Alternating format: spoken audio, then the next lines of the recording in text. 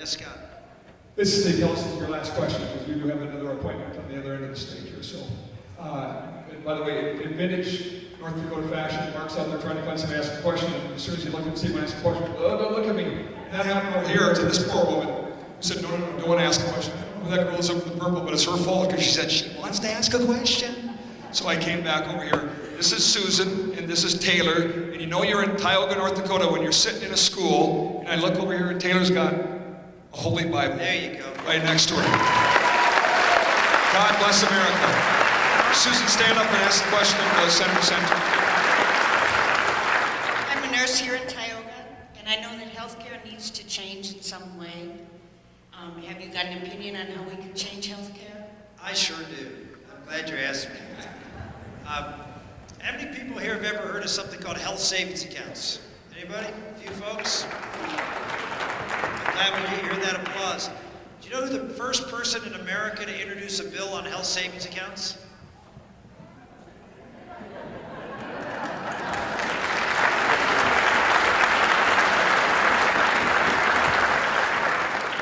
Why? Because I believe in you. I believe in the American consumer. I believe in people having control of their health and their lives. And that's what health savings accounts do. It's the complete opposite of Obamacare, Romneycare, any of these government-run healthcare systems. They believe in top-down that they're going to force you to buy an insurance product that they want. They'll give you 5 choices. The president gives you 5. Governor Romney gave you 4.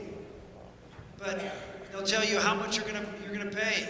You're going to tell your employer how much they're going to be fined if they don't. They're going to tell you how much you'll be fined if you don't.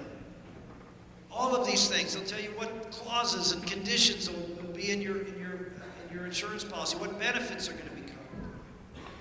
As we saw recently with Obamacare, they'll even tell churches things that they have to cover that the churches don't believe is morally right for them to do. But it doesn't matter because the government will tell you what they think is best for you. You see, I don't think that's the best way to provide health care. I think you should have the ability to have the opportunity to decide what's best for you. And the best way to do that is to make sure that you as consumers are involved.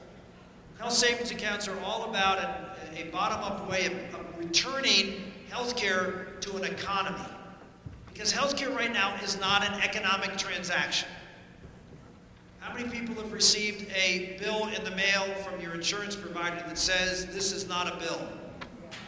Now, a lot of your kids haven't done that yet, but let me assure you, you will. You'll receive things from your insurance company all the time saying, this is not a bill. No other place in America do you get a bill that says this isn't a bill. It looks like a bill, but they say it's not a bill. Why? Because you don't really participate in the economy of healthcare. We have an insurance company that says we're going to charge you, well, the hospital charges you $10,000 for a particular procedure. And then the next line you'll see in this not bill is not allowed amount. I don't know what that is, but it's a lot. They usually knock off the price by about 80%. And then they say insured coverage, oh, that's another 80%, and then you pay the rest. So if a $10,000 bill, you pay a couple $100. Now, if you got a bill from that, let's say from the grocery store, you went through and they handed you, instead of giving you, saying how much money or you put your card through, they'd give you a bill that said, this is not a bill. And they say, well, you really think this costs $1,000, but because we're going to write off this much and we're going to insure it, you only have to pay $20. You think, boy, somebody's getting ripped off here. The problem is that we have an insurance system that doesn't work because it's not insurance.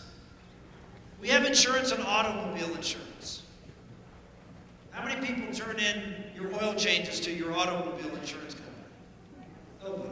How many people, if you had a $500 deductible auto insurance policy, and you got in a little accident and it cost $700 to repair your car, how many people would turn in the $700 claim? Nobody. Why? Because your insurance premium would go up, right? Okay, then why do you turn your doctor bill in? Why do you turn your blood work in? Why do you turn your x-rays in? And then say, hey, why are my insurance premiums going up? Because health insurance isn't insurance anymore. You're paying the insurance company to pay your bills. And then you're wondering why it costs so much. We need to get the insurance company out of paying bills and back into insuring against high-cost health care, things that are unanticipated expenses. That's what insurance is for. Unanticipated, costly expenses. It isn't to pay all of your bills.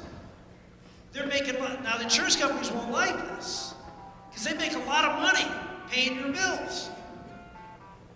But and by the way, since you have no idea what it costs, they can make all sorts of deals with doctors and hospitals that make it profitable for them, instead of you going out and knowing what your doctors and hospitals charge and then making decisions as to whether you want to buy this service or not, or whether you want to go to another doctor. These are the kinds of things that made America the greatest country in the history of the world, which is 300 million consumers going out, knowing about what the quality of the care and the cost of the care, and making decisions as to whether they want to buy it or not. That's how things work best in America to control costs, getting you out there on the front line. We don't control costs well when government runs things. And that's what we have now in America. Government-run health insurance, even before Obamacare. Because the insurance companies are these big entities that almost act like government. So I just share with you that if you really want to have a transformational system in health care, you need to put a president there who believes in you, who will repeal Obamacare, who will talk to the American public about engaging in not just replacing a government-run healthcare system with Obamacare, but replacing it with a system that believes in you and gives you the power over your health